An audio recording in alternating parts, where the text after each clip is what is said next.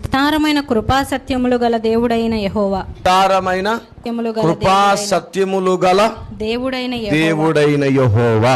కృపా సత్యములు కలుసుకొనినవి. కృపా సత్యములు కలుసుకొనినవి అనే పదం ఇక్కడ రాయబడింది. అంటే అంతకుముందు ఏమై ఉన్నవి? విడిగా ఉన్నవని అర్థం. సత్యం ఏమి చేస్తుందంటే ఎవరి మీద జాలి పడదు. పొరపాటు జరిగిందంటే యాక్షన్ తీసేసుకుంటుంది సత్యం. ఈ కృప ఏం చేస్తుందంటే వాడి మీద యాక్షన్ తీసుకోవడానికి ముందుగా అడ్డొచ్చి, యాక్షన్ తీసుకోవద్దని నేను చెప్పట్లేదు, వాడు చేసింది తప్పు కాదని మాత్రం నేను చెప్పను, కానీ ఒక్కసారి ఆలోచించు, వాడు కావాలని చేశాడా లేదంటే వాడిని ఎవరైనా ప్రేరేపించారా, కొంచెం అవన్నీ కూడా పరిగణలోనికి తీసుకున్నావు అనుకో, న్యాయం సరిగ్గా జరుగుతుంది కదా అంటుంది కృప అడ్డొచ్చి. అప్పుడు సత్యం ఏమంటుందో తెలుసా? వాడు ఏ పరిస్థితిలో చేశాడో నాకు అనవసరం, వాడు తప్పు చేశాడంటే వాడు శిక్షకు అర్హుడు. అప్పుడు కృప ఏమంటుందో తెలుసా? నాకు అవకాశం నువ్వు ఇస్తావు కదా, వాడిని నేను నీకు అనుకూలంగా తయారు చేస్తాను, నాకు ఒక్కసారి అవకాశం ఇవ్వవా అని. ఇంకా సత్యం చేసే ప్రతి పనికి కృప అడ్డుపడుతుంటే కలిసి ఎట్లుంటాయి? సత్యము కొరడా చెల్లు అనిపిస్తే కృప వచ్చి వీపు అడ్డు పెడుతుంది మన మీద దెబ్బ తగలకుండా.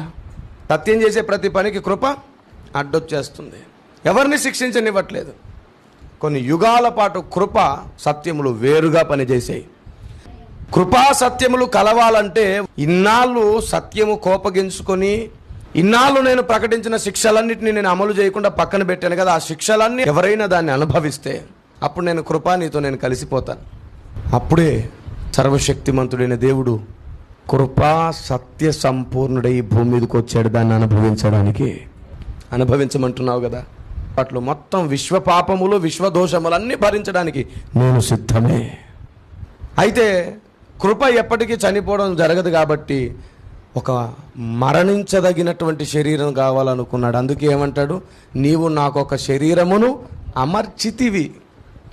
ఎందుకు అమర్చితివి? సమస్త పాపముల నిమిత్తము బలి జరగాలి. అందుకే యోబు గ్రంథంలో ఏమంటాడు? చాలా స్పష్టంగా, దూతలలో గనుడైన ఒకడు ప్రాయశ్చిత్తము చేసినను ఎంత మేలు అంటాడు. That is grace.